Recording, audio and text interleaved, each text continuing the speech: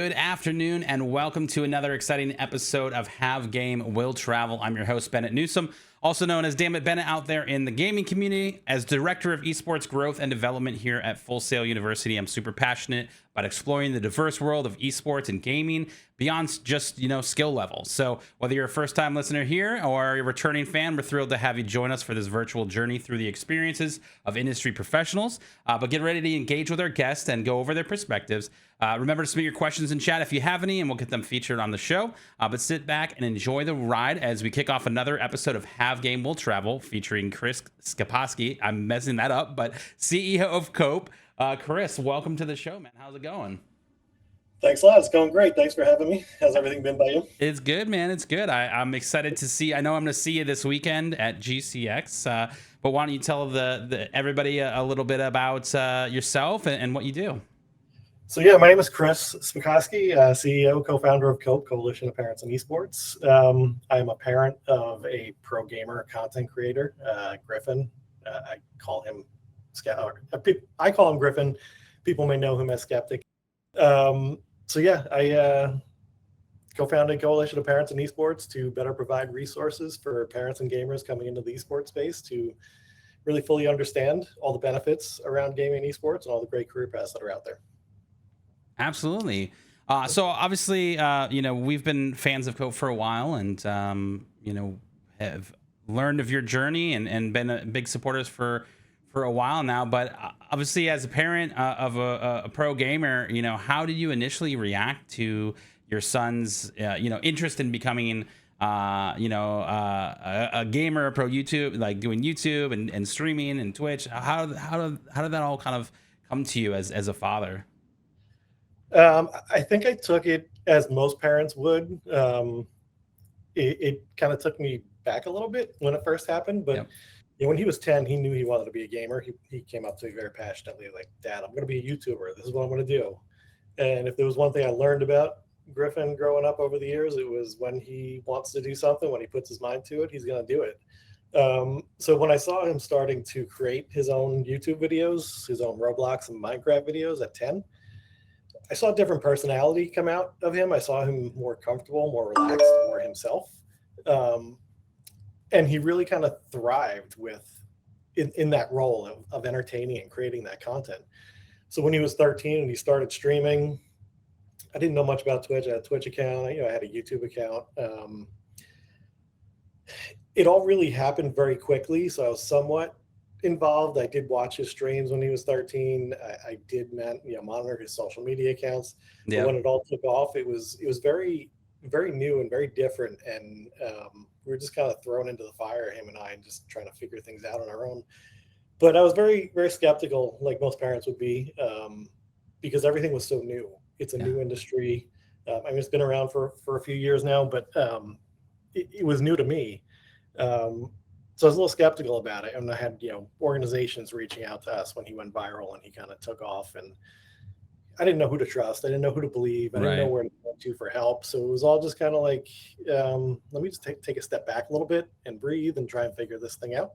It was a little bit of skepticism, but also a lot of excitement around it because it was something that was so new and he was doing so well with it. So it was like, all right, well, he's doing well and he really enjoys it and he's comfortable and he's happy and he's doing his thing. Like, why not embrace it and get behind him and support him any way that I can?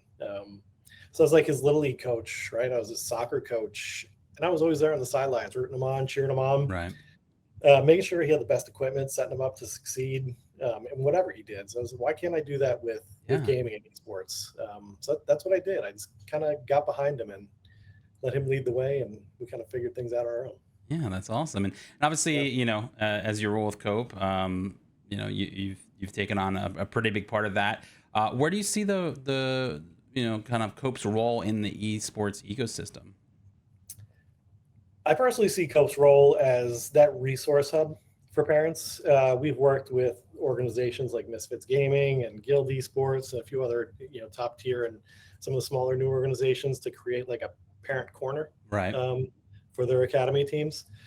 And that resonates really well with parents. Like, we're not out here trying to sell anything. We're not out here trying to promote anything.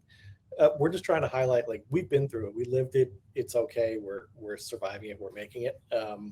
So I think being that resource hub for parents, I think that's where we really fit in. And we also kind of help brands, also, aside from like Yeah.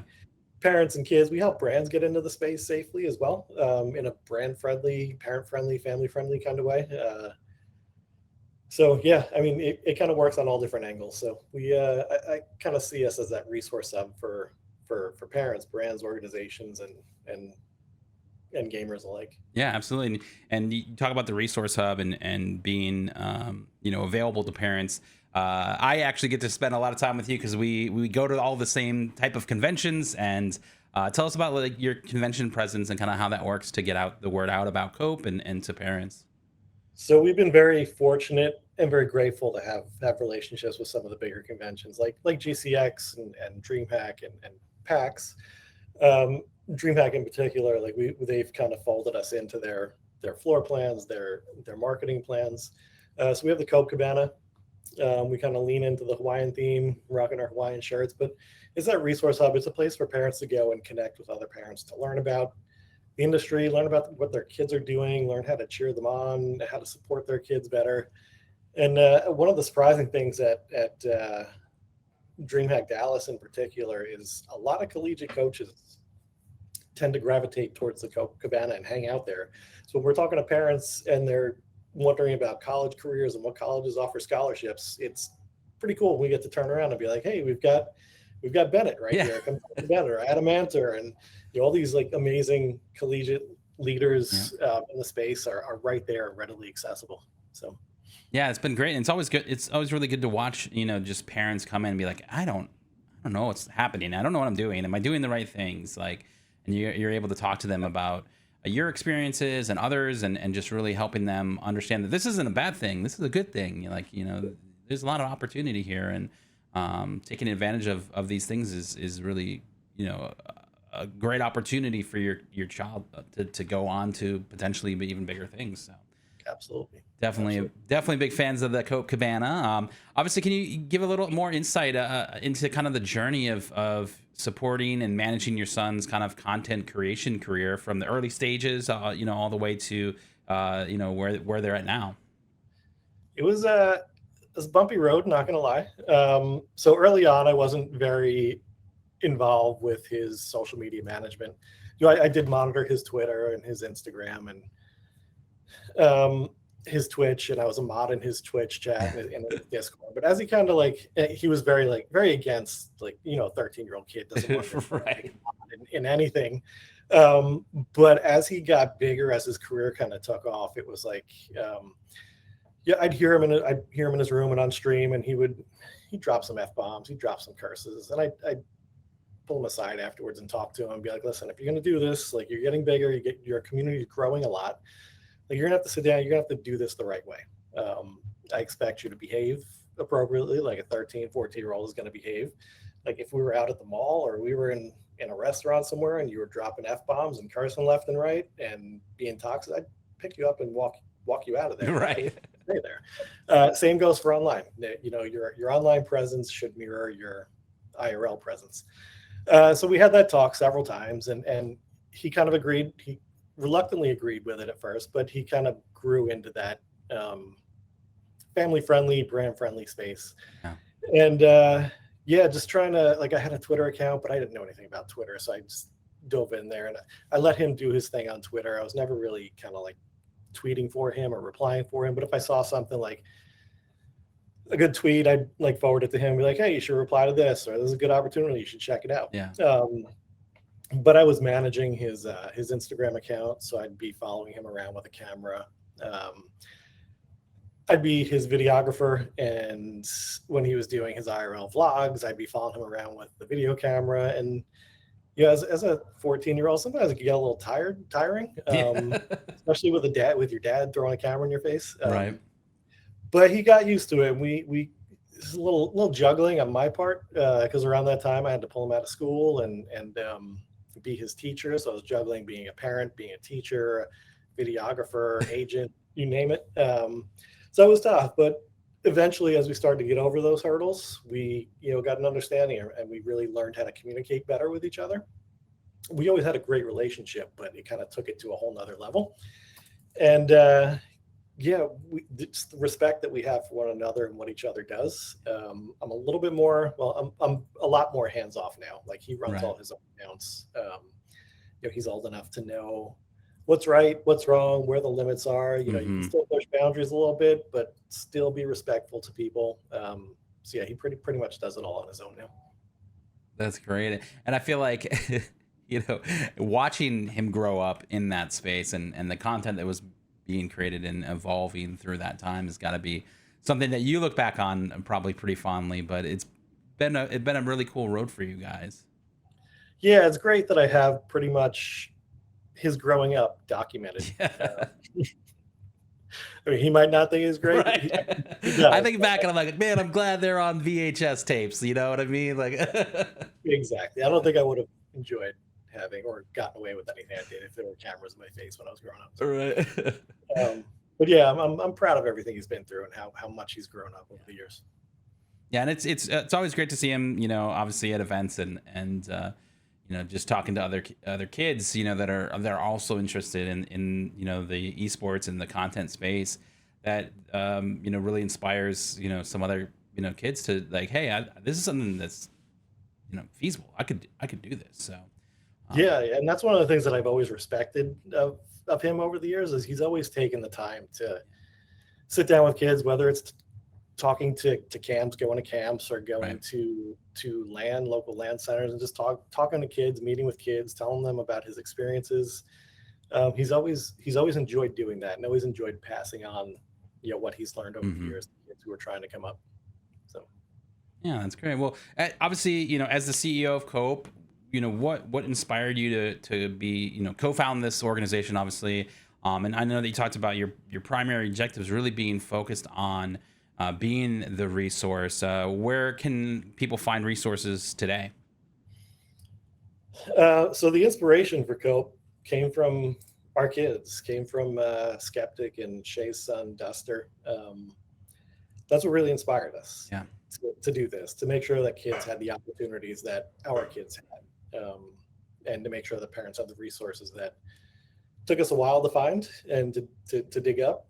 And meeting all the other pro parents, you know, Griffin qualified for Fortnite World Cup, meeting all the other pro parents there. And we all had similar journeys. I'm sorry, different journeys, but we all got to the same place. And we all had similar experiences with parents asking us, like, everything from what is esports? Can you have a career here? How do you manage his health and his safety and his wellness? Right. Making sure he's staying fit and socializing. So it just kind of, we started a tight-knit group, and we had a little group on Twitter, and really a lot of kids started DMing us. Like, all of our DMs are flooded daily with kids asking questions. And one kid tweeted out, but yeah, publicly, he's like, why do you support your kids, and how do I get my parents to support me? And then it kind of came out of a joke, like, you guys should start a nonprofit called Cope. And you know, Shay looked it up, and there were no resource groups or nonprofits in the space specifically geared towards helping gamers and their parents. So we just took it and ran with it. So we've built a large network of, you know, esports health and wellness professionals. We've got a great resource of colleges throughout the country, all the top collegiate coaches. We have a legal team that we, you know, if anybody comes to us with any contracts or sponsor opportunities, they want something looked at, and it's beyond us, we'll pass that over to you know, Justin Jacobson. Yep. To look things over. Justin's been on the show before. We're big fans. Yep. He's I'm quite fond of Justin. He's a great guy. And Juan Rodriguez, if anybody has any tax questions, we're always referring them to him. He's the CFO of Cope. So yeah, we're very close to him. So yeah, we've got all the resources out there. You know, any organizations, any like how-tos for parents, like how do I become a mod? How do I watch my kids stream? Right. Even for kids, like, how do I get into streaming, or how do I get into content creation, or how do I get an org attention? So yeah, we offer a lot of those. And you know, first, you know, find us on Twitter, CopeGG. Check out our website, cope.gg. You know, all the resources are there. You can always feel free to reach out anytime. We're always available to help out.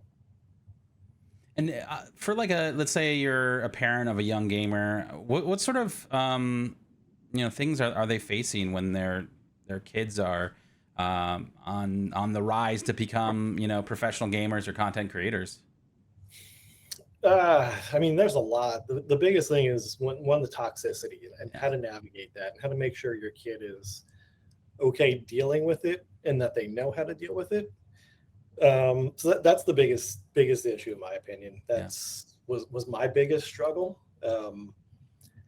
Anybody who's famous, anybody who succeeds or doing really well at something, there's always going to be people who are haters, who are jealous, who are toxic, and want to try and tear that person down. Right. It's just finding out how to navigate it, and it's tough to read comments. Some of the comments that you see in a Twitch chat or some of the replies on Twitter. Yep. But yeah, just having those open conversations with your kid and talking about it, letting them know that like these are trolls, but we can talk about it. We can discuss it, and letting your kids know that you're there for them to talk through any of that. So yeah, that's great.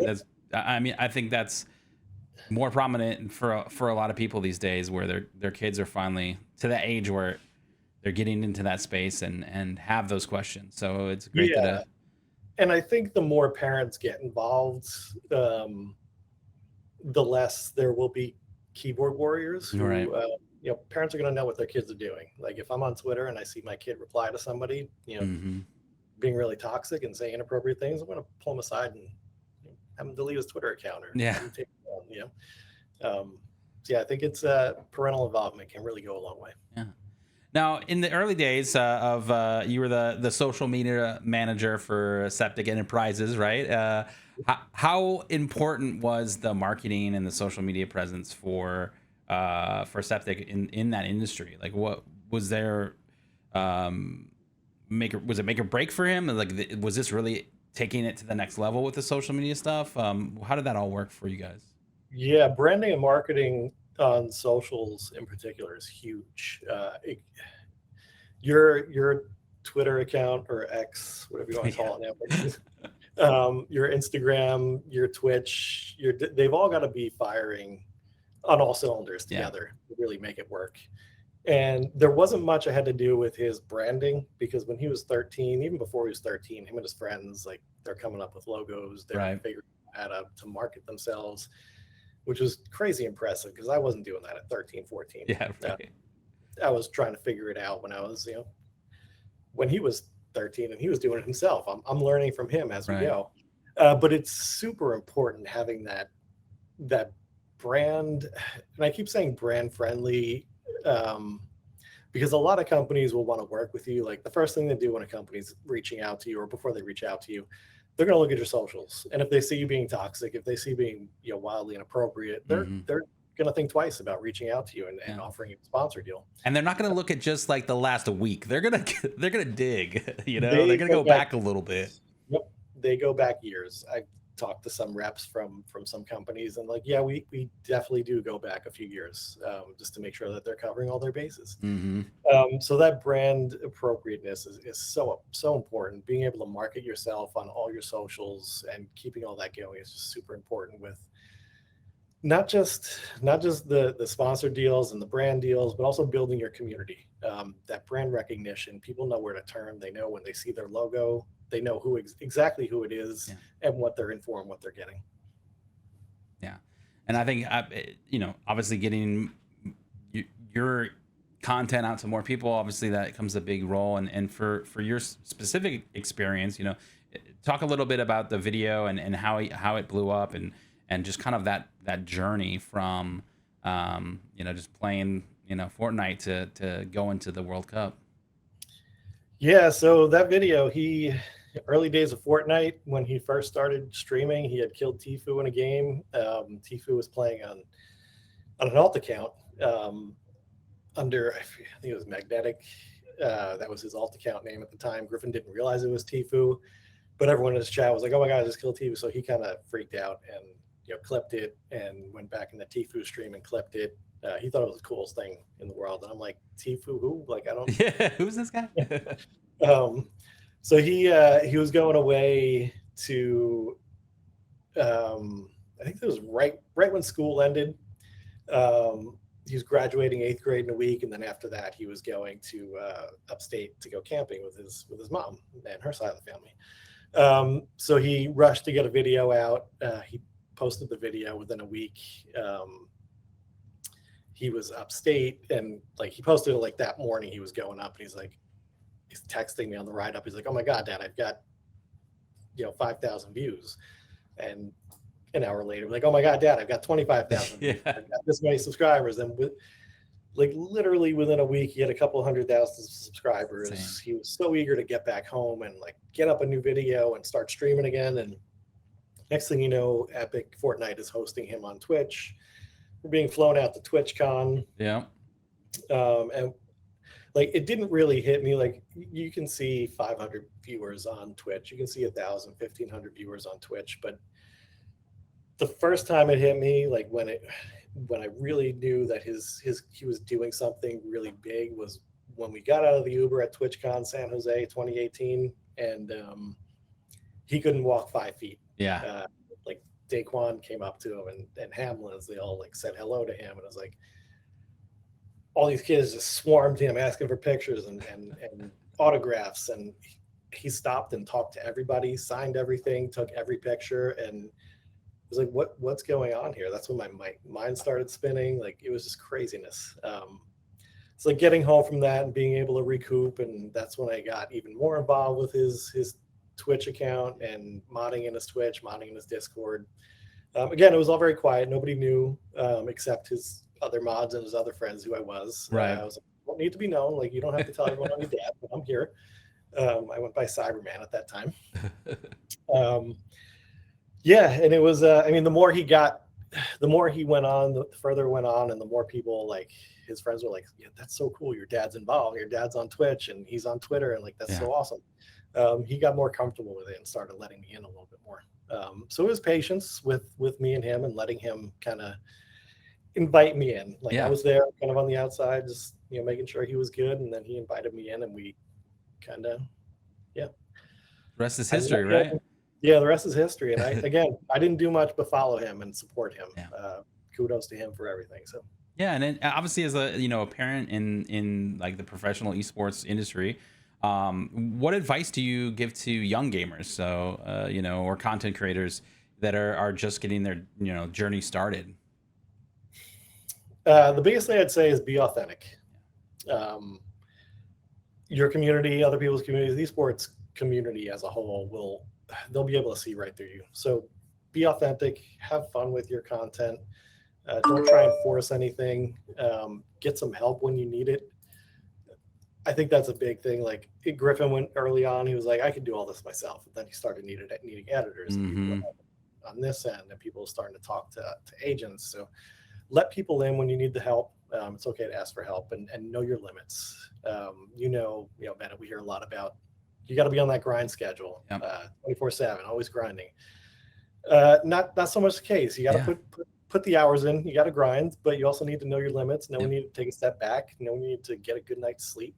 When Griffin was younger, I joke a lot about, like, I would make him shut his computer off at a certain time, at least an hour before bedtime, so his brain would be able to unwind. He'd be able to get a good night's sleep.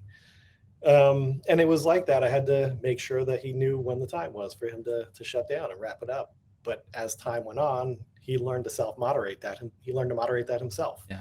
So he was self-aware, and he knew when he was getting tired and he wasn't being productive. And there's only so much you can practice when you're exhausted. Yeah. It's not good practice. It's not good practice. No. Yeah. So be authentic, know your limits, know when to ask for help. So that's my.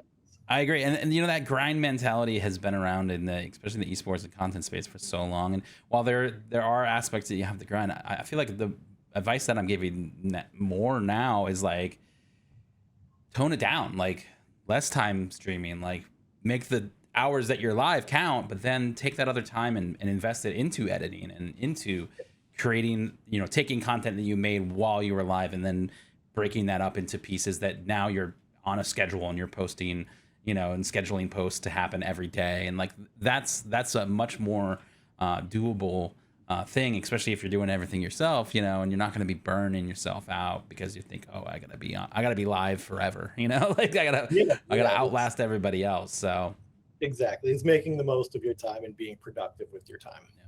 That's what it comes down to. Obviously, you guys have helped everybody from people just getting started in the world of gaming and esports, and obviously people at the top. Do you have any success stories or memorable moments from your experience in the organization? Yeah, I mean, so we've helped a lot of the top pros with their Epic accounts, Twitter accounts when they get banned or suspended.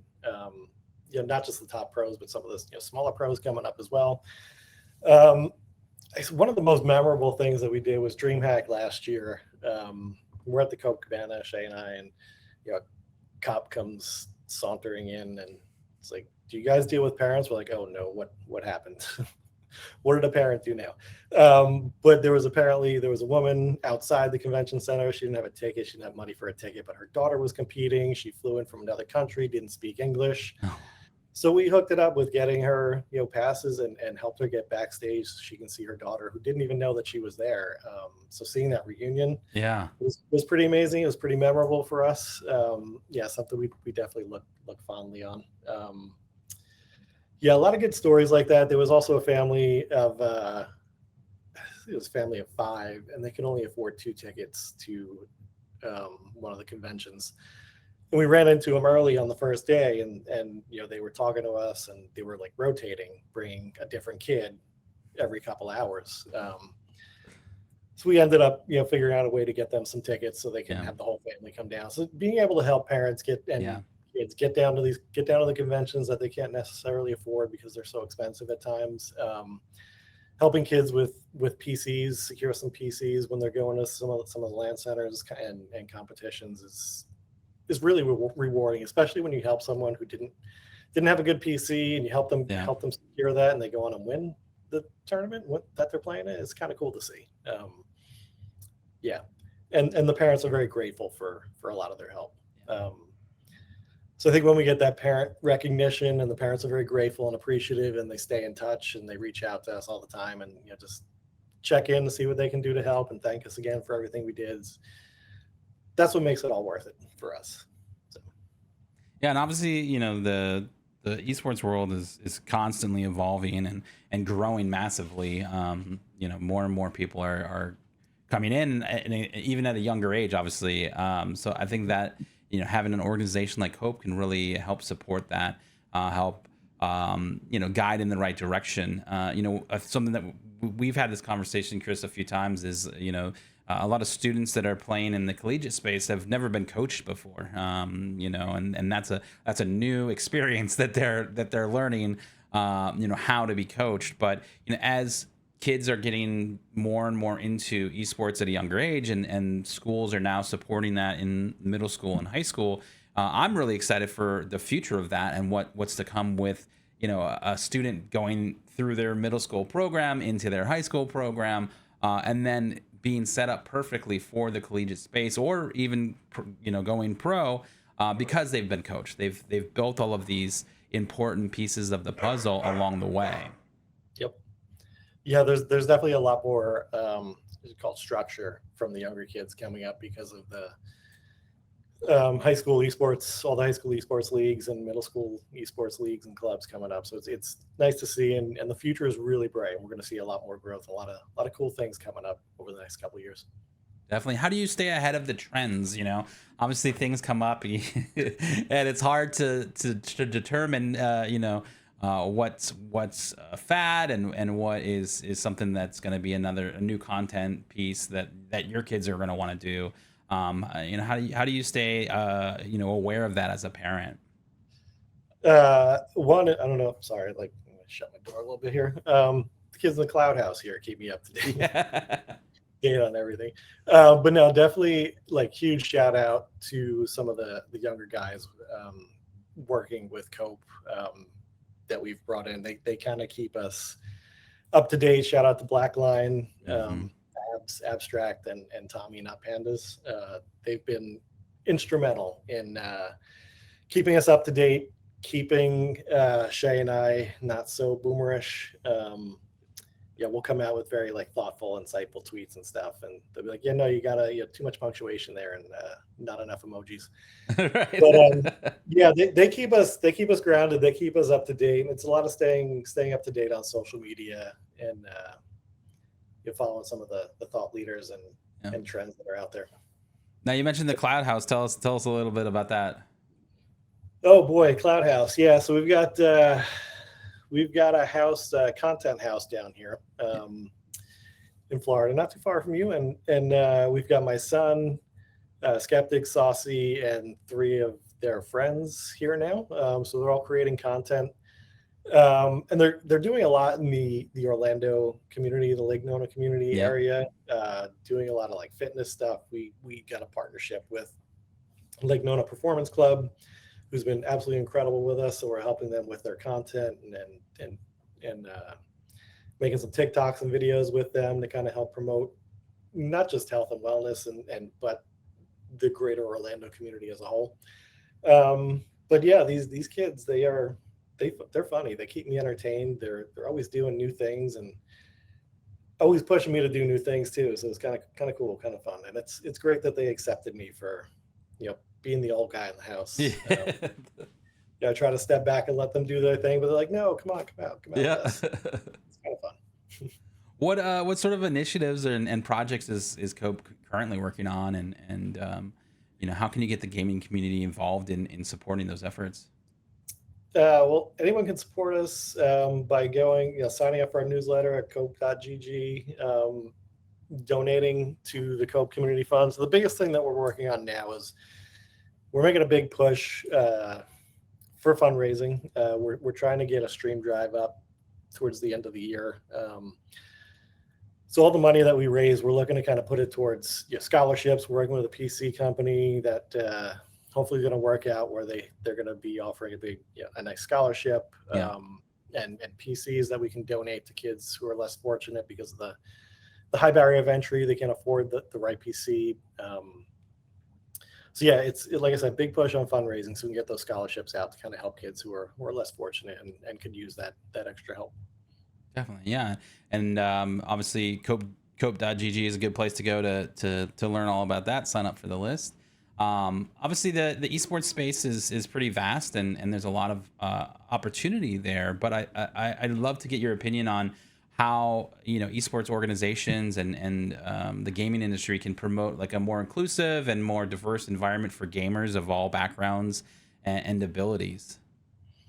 Well, I mean, that's pretty much it. I mean, there needs to be some diverse representation through all levels of esports organizations, starting at the top all the way down through the content creators. Organizations need to, sorry if my computer keeps dinging here, not sure if you can hear that, but organizations really need to, embrace diversity and start holding their creators, their players and streamers accountable when they step out of line and start being toxic or degrading towards any group of people. So yeah, there needs to be more diversity within not just leadership, but behind the scenes as well. And I think we're getting there. We still have a lot of work, but we've got the right people, the right voices speaking up, and we kind of need there are a lot of, I guess you can call them the old guard, who are out there who think they are esports and know all esports and try and gatekeep people from coming into esports. But I think we need to call that out whenever we can, and kind of speak up for those who are being discriminated against or being trying to be torn down and taken down. It's on all of us to speak up and call that out when it happens, when we see it. And hopefully, totally agree with you on that. Hopefully it opens the door for a more diverse culture within esports.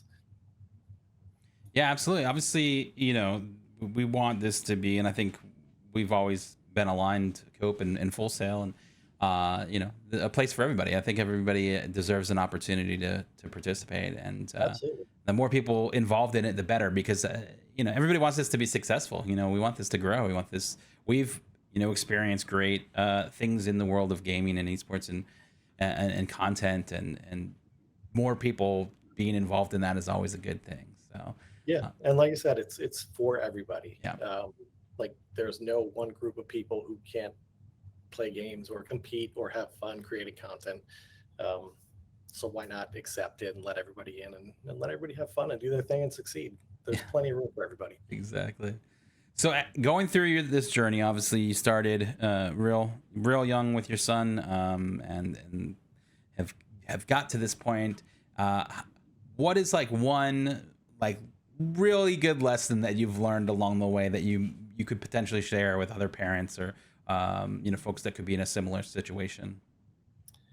That's a good one. I was talking about this the other day with someone actually, and the biggest thing I was able to do, like when you're a parent or you're a person of authority, or you're a teacher, a professor, like your big thing is, I'm here to teach you.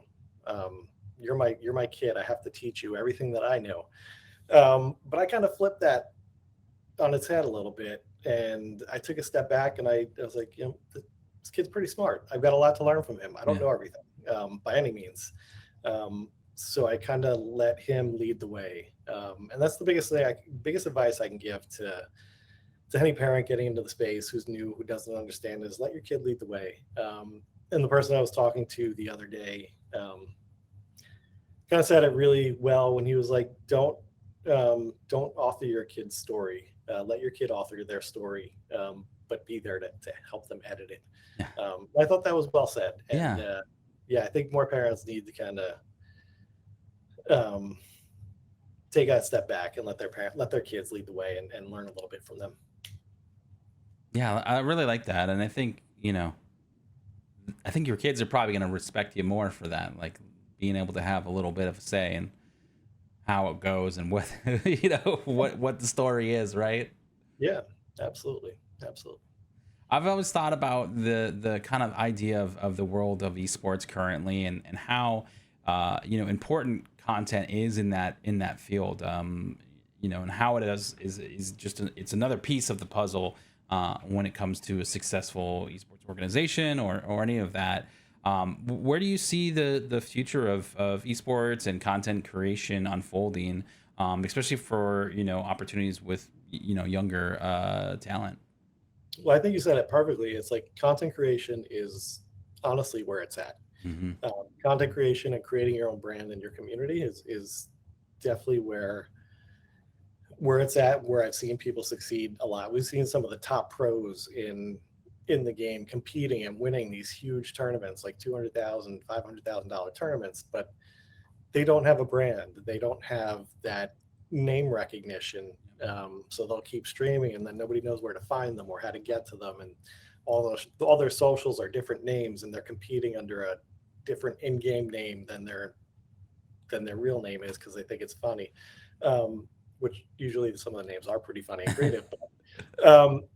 So like being one of the top pros, being a great competitive player is only a small piece of it. And I think content creation is a huge part of it, but also like, and I tell this to everyone, I'm not just saying this because I'm on stream with you guys, but like Full Sail really does it well. They teach it. You guys teach everything from, you've got the Armada, great team.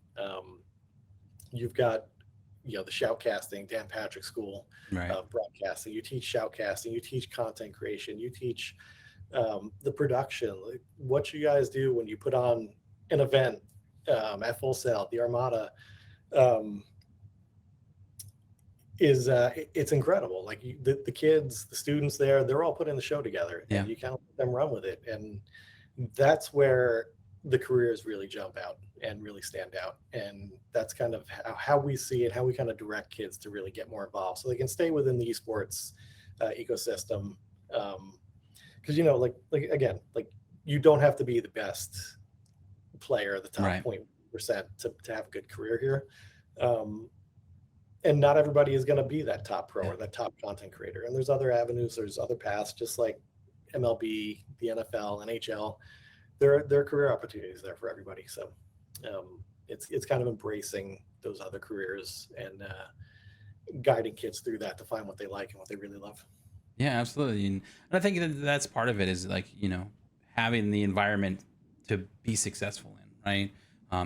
Obviously something that Full Sail does, and we try to encourage, our students to get involved in all these different aspects. And you really, outside of that, you want to be involved. And I think most kids that I meet through gaming and esports, that people just want to belong to something. They want to be a part of it. And when it's something else that they're passionate about, with gaming or competition, like that those things come together really easily. So it's always great to find those alignments and bring them together, and into a place that has, hey, go, you go over there and try it out, see how it goes.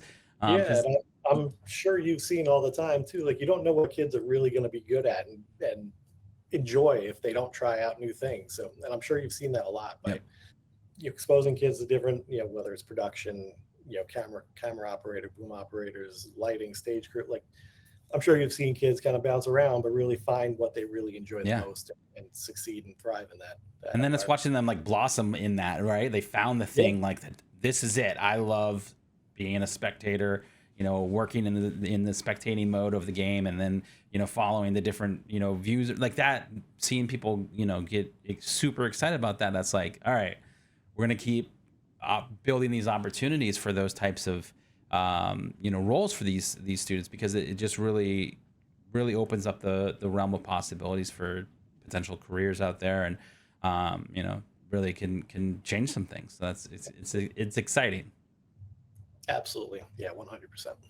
Now, as a parent, what do you think the most kind of critical factors for, ensuring like a healthy balance between gaming and, other aspects of your kid's life, education, social, all those things? Like, how did you, I know you mentioned that in the beginning you had to have kind of a heavy hand in that, and then eventually it tapered off as he got older. How was that really for you? Like, what did that look like?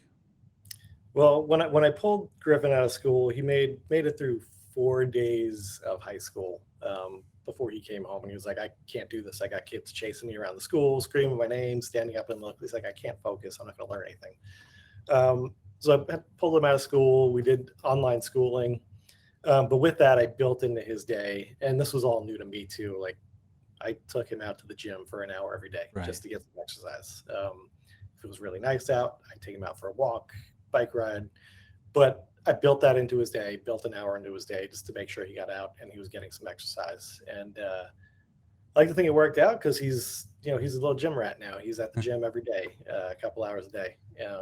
So I like to think that worked. But I also incorporated a lot of community involvement, community volunteer work. We would do some Meals on Wheels. We would help out with Long Island Harvest back on Long Island, helping package food for less fortunate people and delivering it to them. So just kind of keeping him humble, keeping him grounded, and that just got him out of the house to socialize a little bit more. And I mean, he kept friendships though from school, and he still managed to, like, he was always going out, always still playing with kids in the community.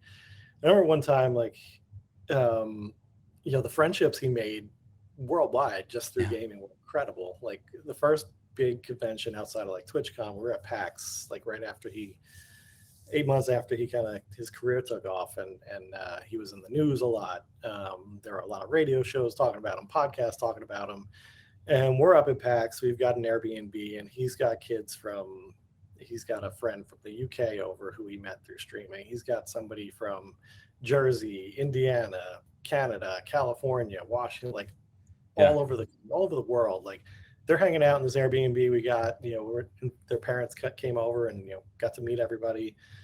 And I'm listening to, his friend sent me this podcast that was going on live. And like, I'm listening, like, this woman came on to rail at me for being a terrible parent, that my kid has no social life, and CPS should be called on me because I'm probably locking him in his room to play games for 18 hours a day. And I peek my head out of the room and I see him with 10 other kids, like, playing board games, having the time of his life, having a pizza party, like, with kids from all over the world. I'm just like, no, like, you've got it all wrong. It's huge misconception, huge stigma with esports that I like to think that it's been changing over the last couple of years. We've still got some work, but I think we're heading in the right direction. And if you ever see the Cope Cabana, you can always go touch grass, right? That's right. That's right. What other big misconceptions do you guys help kind of squash and kind of challenge with the work that you're doing through Cope? I mean, the big one is like gaming is a solitary activity that you do in a basement or alone in your room with Right. no lights on. Like that's the biggest one right there. Is like gaming has, especially like last couple of years over COVID, gaming has really connected kids and gave them an outlet, gave them the way to stay in touch with their friends and have fun with them and play with them and communicate with them. So like that's the biggest one. And another one is like there's no real career paths in gaming. Here we are. And here we are. Yeah. There's no real career paths. Gamers are socially awkward. I guess some of them are, yes. But that's everywhere, right? Yep. But yeah, gamers have great social lives. Gamers are out there doing everything that everybody else is doing, if not doing more. So yeah, I mean, those negative stigmas are out there, and we're looking to change them and kind of take those down one by one. Absolutely. Well, I obviously want to give you some time to shout out, anybody that you want and where people can find you. But what sort of encouragement do you have for, parents or even students? We have obviously a lot of students that are either pursuing their degrees or getting ready to get out into the industry who are hesitant or unsure of pursuing that career in esports or content creation. What sort of advice would you give them? I mean, parents, your kids are young. They're only gonna be able to try this out once when they're young. So like, jump in with them, have fun, get involved, treat it just like you would any other activity, any other sport. Just jump in and do it. Try new things. Have an open mind. Learn from your kids. Learn from their experiences and what they're doing, and learn from their hobbies and their passions. And as for kids, again, just be yourself and go and have fun. Try new things. You only get one life to do this in. Why not go out and do it and try something new? And like, we're all taught like we need to have that 9-to-5 job and Right. Follow a certain route, follow a certain path, but we can break that mold and do things a little differently and still have fun doing it. So give it a shot, do your best, and just have fun doing it. Absolutely. Where can people find you? Obviously, we mentioned the website. If they ever want to reach out to you or anybody from Cope, what would they do? Yeah. So again, real quick, shout out to Shaman on Twitter, Blackline Abs, Not Pandas on Twitter. They're all amazing people. Great group. Check us out, cope.gg online, cope.gg on Twitter. Reach out to us for any questions. Always happy to have any town halls, any webinars for any school districts throughout the country. We've done it many times. Just did a couple over the last couple of months and got a few more coming up.